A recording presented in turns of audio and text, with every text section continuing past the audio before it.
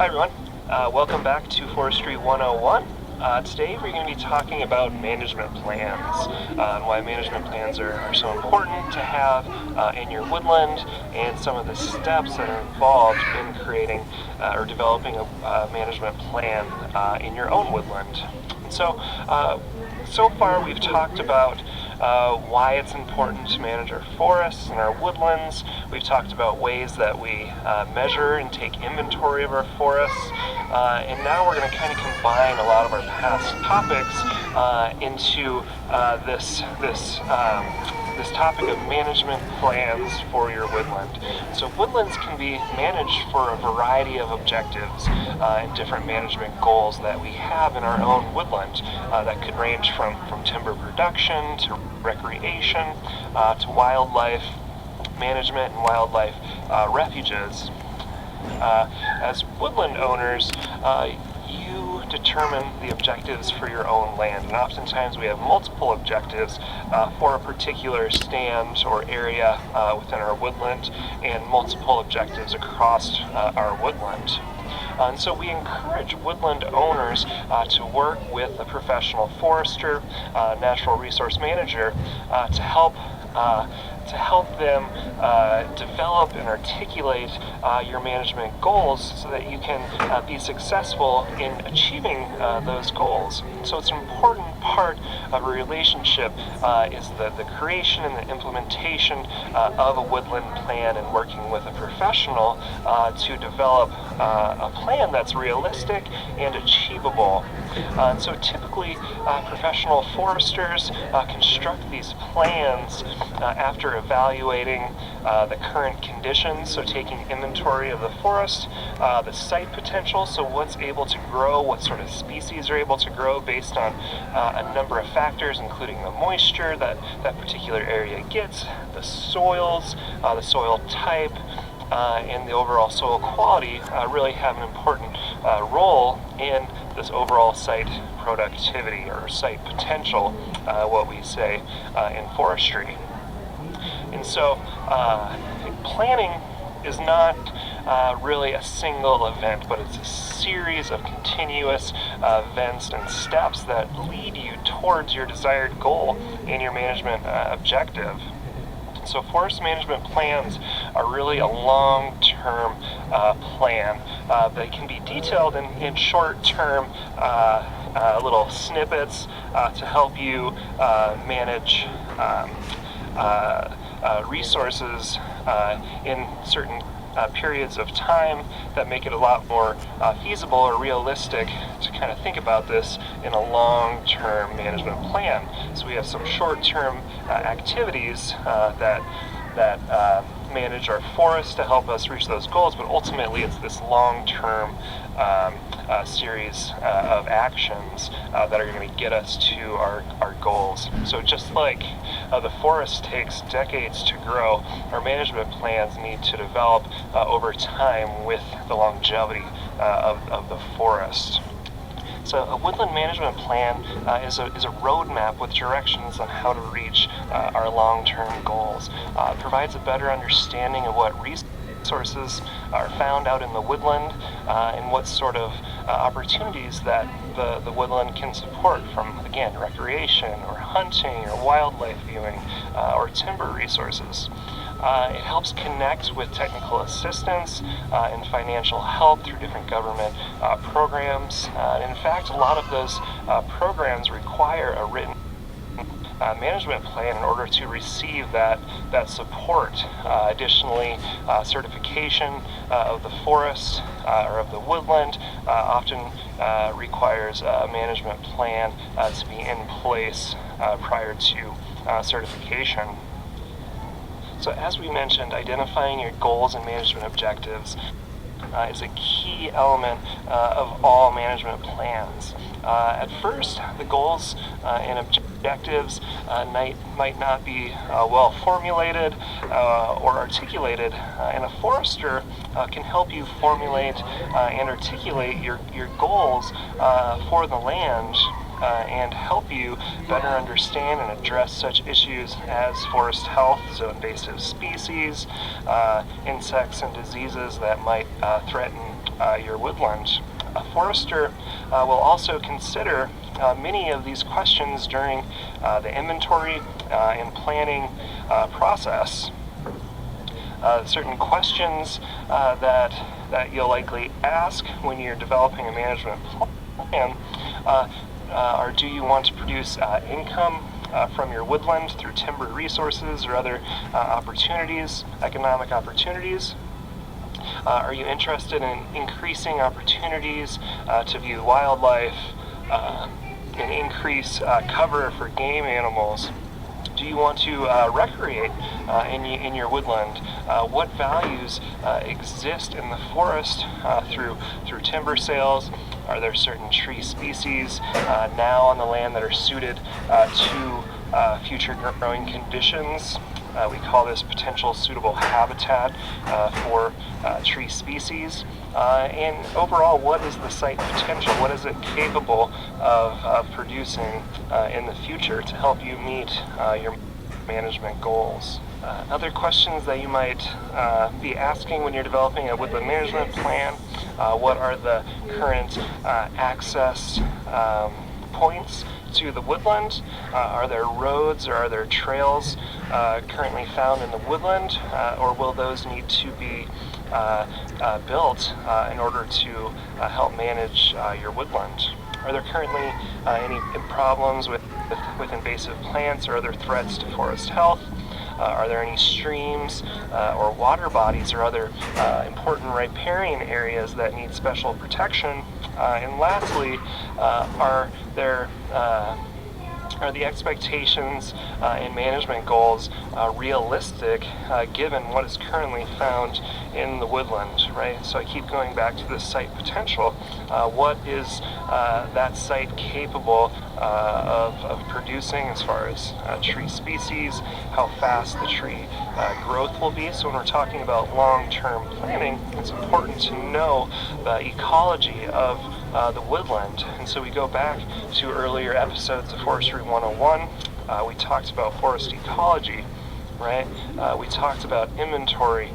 We talked about talking to a forester. So all of these things really come together when we're talking about developing a management plan for your woodland, a written management plan for the woodland. So tying it all together, there's 10 steps to developing and implementing a written woodland management plan, right? It always starts with your objectives, right, and your management goals and desired future conditions for your woodland. The second step is to inventory your woodland and measure other key stand features so that you know what's out there. And then we revisit or modify our objectives based on what our inventory tells us, right?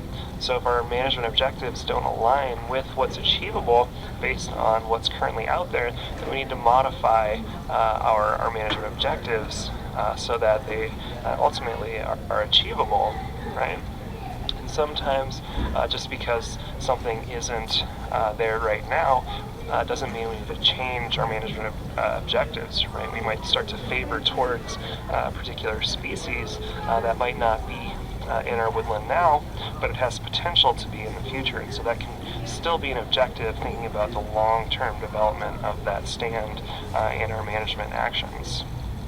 Next, we designate management areas, and so we look at our map and we delineate stands and we record what management activities should occur in each stand in each part of our woodland, right? And so then we select different management activities or silvicultural practices, forest stand improvement, or crop tree management to help us achieve our goals, whatever those might be.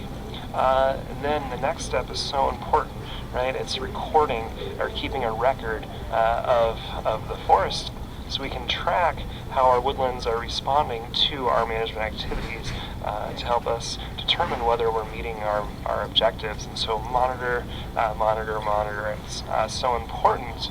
And then we can come back and refine our management activities or our objectives if we determine that we're not meeting those objectives and they're not achievable for whatever reason. We can modify those objectives and then continue to manage our forests so that we can ensure that we're still managing for a sustainable forest in the long term while still meeting our management goals. And lastly, just go out and enjoy your woodland, right? Stay engaged with it. The more time you spend in the woodland, the more you interact with it, the better you'll understand how it responds to our management activities, which will further promote the long-term health and sustainability of the forest. So thank you for joining me today for Forestry 101. I hope you will tune in next time. Until then, I hope you're well, and Happy New Year.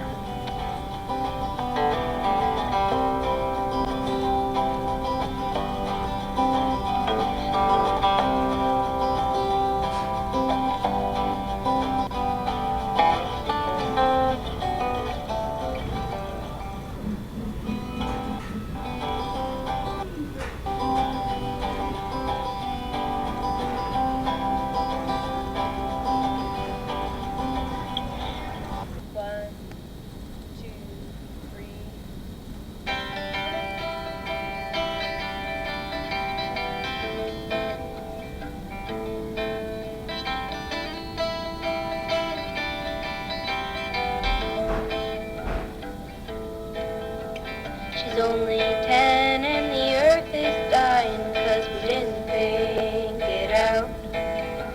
She's only 10 and the earth is dying 'cause we didn't think it out. They stepped out in the barren field, heard the cry of the naked hills 'cause we didn't think it out. I linger back to those shoeless days, for we didn't think it out. And now we're chasing gas and hay, 'cause we didn't think it out. How'd we lose those simple days, tables full of things we gave, but we didn't think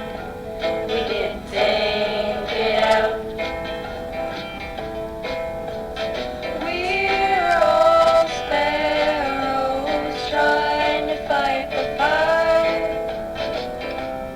Just one song at a time.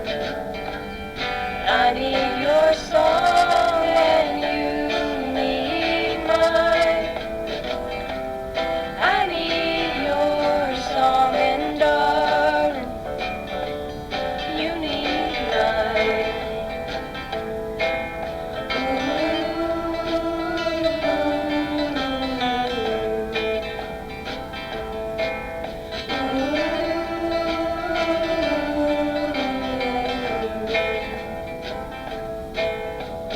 Like her gran and ma before, she was a burden to no one. And the rhythm of the cricket song would stay the shaking in his bones. But the richness of this land has gone, 'cause the two-faced plan sung a crooked song. We didn't think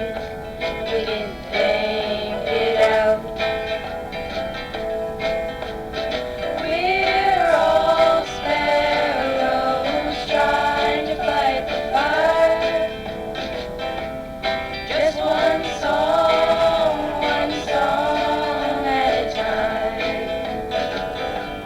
I need your song and you need mine.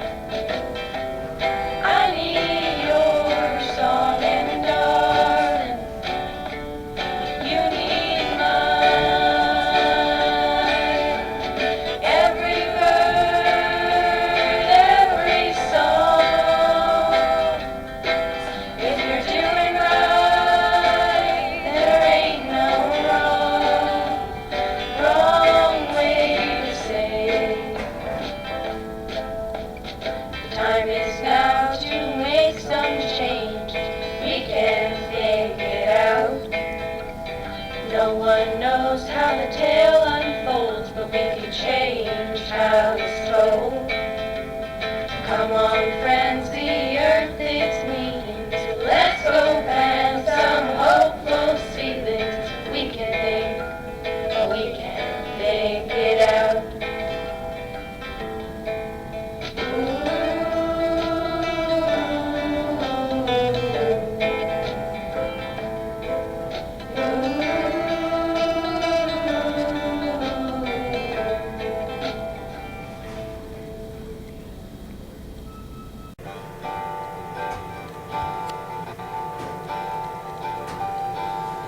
Little spruce grew on the hill above my home. From my view it looked about the same size as me. As soon as I was big enough to roam, I took off like a shot. I was drawn towards that tree.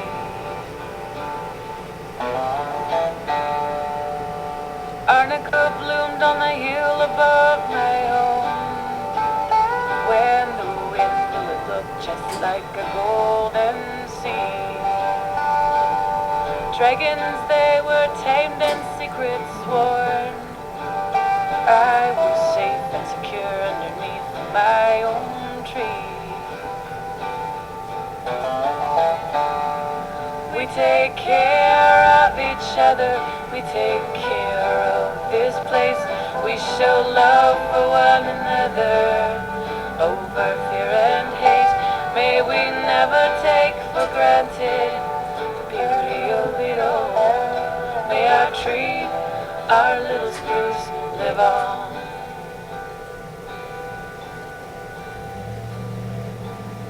Growing up can be a difficult way to go.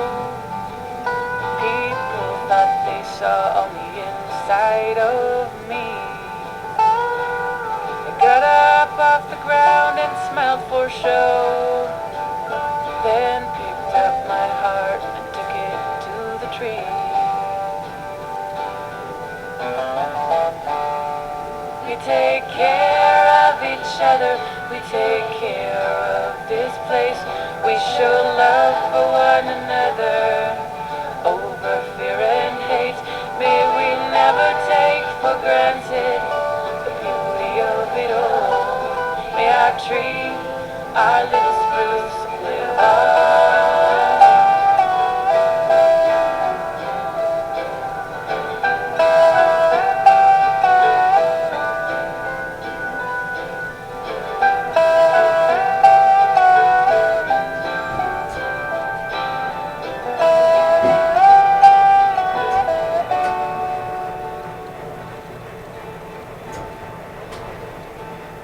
Little spruce grows on the hill above my home.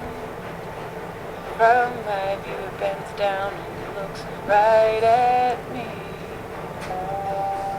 Where you've been, old friend, did you have to go? Well, I am back and this time I ain't gonna leave. We take care of each other, we take care of this place. We show love for one another, over fear and hate. May we never take for granted the beauty of it all. May our tree, our little spruce, live on. May our tree, our little spruce, live on.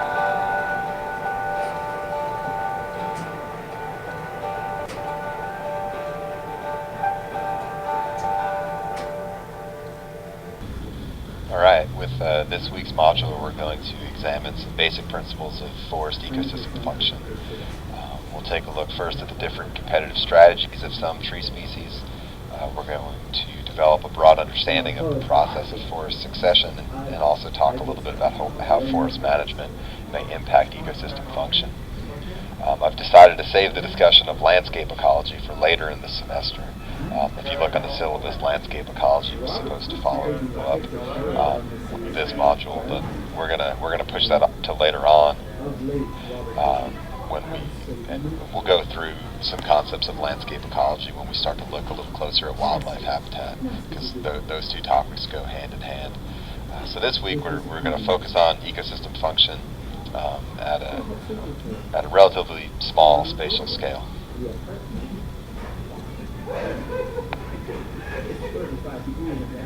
First, we need to establish what an ecosystem is. We can classify an ecosystem as a biotic community, a living community, and it's abiotic environment, a non-living environment functioning as a system. Here, we're primarily concerned with forest ecosystems. The term terrestrial ecosystem refers to land ecosystems in general, as opposed to aquatic ecosystems or water ecosystems. Trees and animals, including humans, are the most obvious living components of forest ecosystems, but we can't neglect the microorganisms, particularly those in the soil that do the work of decomposition and nutrient cycling. Air, water, bedrock, and the mineral component of soil are really the fundamental abiotic components. Ecosystems are defined by the resident plant and animal species, as well as by soil type and position on the landscape. So whenever you tack an ology on the end of something, you're referencing the study of it. So the term ecology refers to the study of ecosystems and their function. So this can't be overemphasized. The study of forest ecology provides the foundation for forest management. And as we'll discuss in later modules, forestry is really just applied forest ecology. It amounts to creating or mitigating ecological disturbances to meet the needs of society. The harvesting techniques we utilize to endorse the establishment of a particular group of species is really only going to be successful if we're able to mimic the natural disturbance that would result in their establishment in our absence. So as a forester, this is what you do. You create disturbance. We harvest trees, we utilize prescribed fire, we do all sorts of things with the intent of altering forest structure to grow a particular group of species in a particular way. As you guys are all aware, the specific objectives of our management activities vary, but our management typically boils down to either the intentional introduction of disturbance or the intentional avoidance of disturbance, as would be the case with wildfire suppression.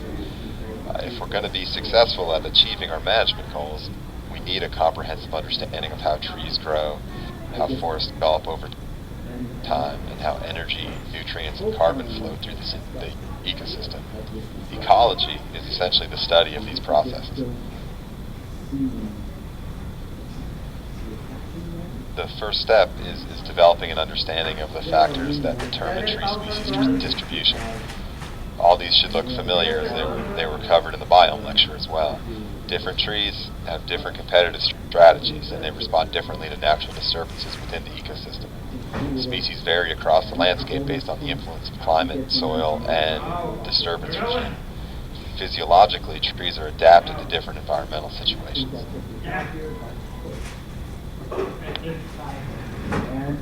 And so this brings us to the concept of niche. A niche is simply the physical environment where a species occurs based on its adaptations to the environmental factors just described. So the term physiological niche is the environment that a species can tolerate in the absence of competition. But as we know, that isn't really how things work in the environment, in the natural world. Site resources like sunlight, water, soil nutrients, and space, they're all limited things, and this results in competition. There's not enough of those to go around. This brings us to the concept of ecological niche, and this is the term you're going to want to remember. Ecological niche refers to the environment that a species can tolerate when growing in association with other plants. So it's the place where a tree is physiologically adapted to grow and can do so successfully in the presence of competition from other tree species. As we know, forest ecosystems are constantly changing, and we're gonna examine the concept of forest succession in a moment. It's important to understand that each species maintains competitive strategies to compete in a given forest environment at a given point in time during the development of that forest as succession progresses. Ruderal species are those species that occupy a niche with high resource availability. They are physiologically adapted to compete vigorously in situations where sunlight, water, nutrients, and space are not limited. This environment exists immediately following a catastrophic disturbance or a stand replacing disturbance. These species are also those that readily establish in fields that are left fallow, abandoned farmland, abandoned pasture. Ruderal species, including yellow poplar, black locust, Virginia pine, and some others, are species that grow rapidly. They allocate photosynthetic resources to rapid height growth rather than root development. Another part of their competitive strategy is the ability to reproduce prolifically. They're heavy seeders, or they sprout vigorously when disturbed.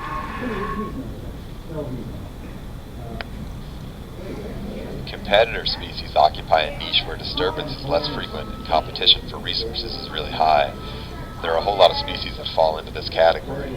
There are some species that are highly competitive in a variety of situations. In the eastern United States, red maple is a highly competitive generalist. It is a very common component to many forest communities in the eastern part of the country. Red maple is intermediate in shade tolerance. It can become established and remain viable in a variety of sunlight conditions, but it also grows relatively fast. So red maple is well suited to take advantage of disturbances that remove portions of the main forest canopy. It sprouts vigorously from the stump if harvested, and it's a relatively prolific cedar as well, but it can also remain viable in the understory for an extended period of time. It is a strong competitor with a variety of competitive strategies. The final niche category we'll examine are the stress-tolerant species. These are the species that occupy areas where site resources are the most limited. They're species that survive in these conditions are those that are adapted to the limited site resources. They're not necessarily strong competitors. They're just physiologically adapted to grow where many other species cannot. In contrast to rudderable species, these species allocate growth to their root systems first rather than to their shoots or main stems. The reason for this is that for these species in these growing conditions, it is more important that they add the limited amount of moisture and the limited amount of nutrients that are present in the soil. It's more important for them to do that rather than grow rapidly to outcompete other species. So height growth is slow, but they can survive where others cannot. Blackjack oak is an example of a stress-tolerant species here in the southeast. You find it on dry, acidic soil where nutrients and moisture are the most limited. They grow really slowly, but again, they grow where others typically cannot. Of all the things that influence where species may thrive, light tolerance may be the most important to us as foresters. The amount of sunlight a tree receives is really the site resource that we have the most influence on through management. As I mentioned, I think in the biome lecture tree, we refer to trees that grow and compete well in open growing conditions where sunlight is not limited as shade intolerant. Shade-tolerant trees are those that remain viable in the understory, viable under the shade of other species, and have the ability to respond to small disturbances in the canopy.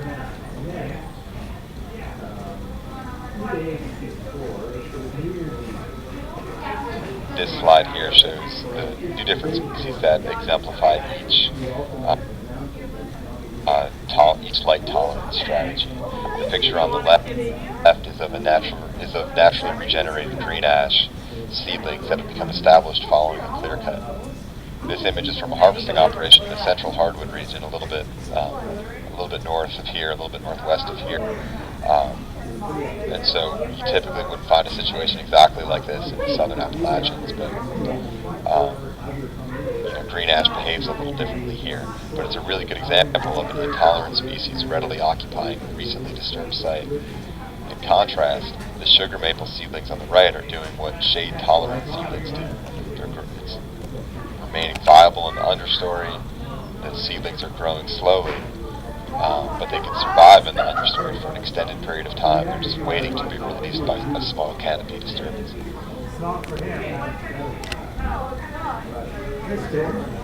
Light tolerance varies for really two reasons of physiology that we're going to focus on. The light compensation point in shade-intolerant species is lower than that of tolerant species. What this means is that for shade-intolerant species, the amount of light required for photosynthesis to support the function of existing biomass is lower. To put it another way, photosynthesis results in growth only after the trees allocate enough photosynthetic material to support the function of tree material already produced. After that additional photosynthetic material can be allocated to new tree material. That's growth. And so the amount of sunlight needed to reach that point is lower for intolerant species. More net growth occurs in the presence of the same amount of light when compared to a tolerant species. Additionally, trees can only use so much sunlight. There's a point in all species where an increase in sunlight will not result in any additional growth. This point is known as the light saturation point, and it is higher for shade-tolerant species.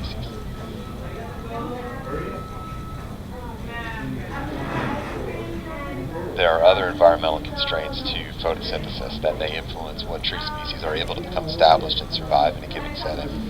Cold air and cold soil restricts photosynthesis because moisture is less available. In really hot conditions, trees lose more moisture to transpiration than what is gained from the environment. Therefore, growth doesn't occur. Also, the nutrient content of the soil, again, it's as determined by the soil-forming factors that we've examined in previous lectures, influences the ability of a tree to conduct basic physiological function. The process by which carbon moves through the ecosystem is important for several reasons. First, CO2 is essential for photosynthesis to occur, and it's the source of carbon needed for plants to build organic compounds as autotrophs. Also, the balance of carbon among carbon pools in the environment has really far-reaching impacts on ecosystem function and ecosystem health.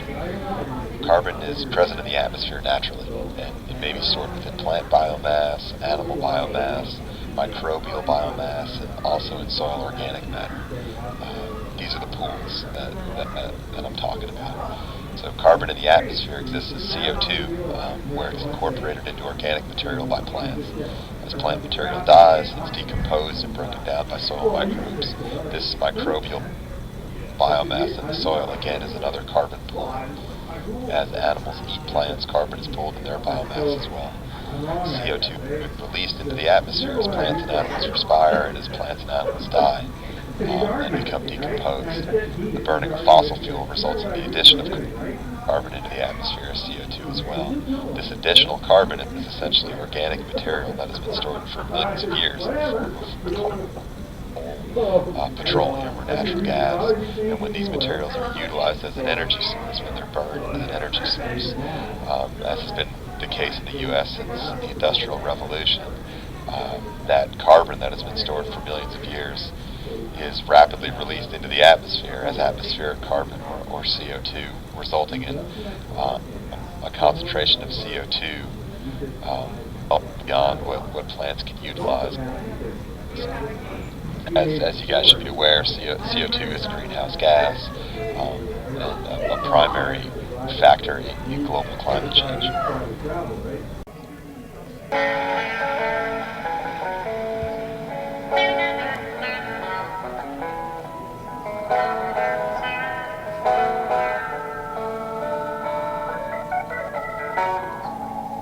I've been around a while, I know wrong from right. Learned a long time ago, things ain't always black and white. Just like you can't judge a book by the cover, we all got to be careful how we treat one another. Skin deep,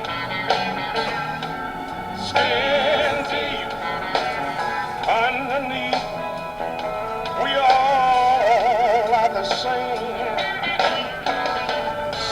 Skin deep,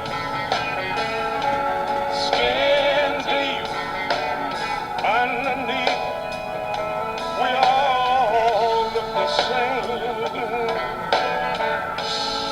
We all are the same.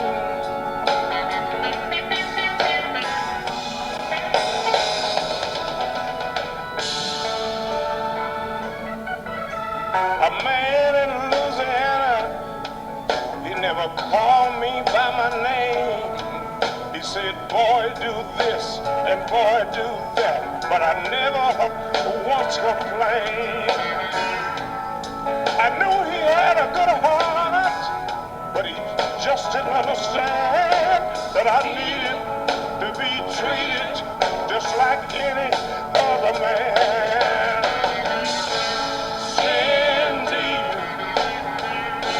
Skin deep underneath, we all look the same. Skin deep underneath, we all are the same. We all are the same.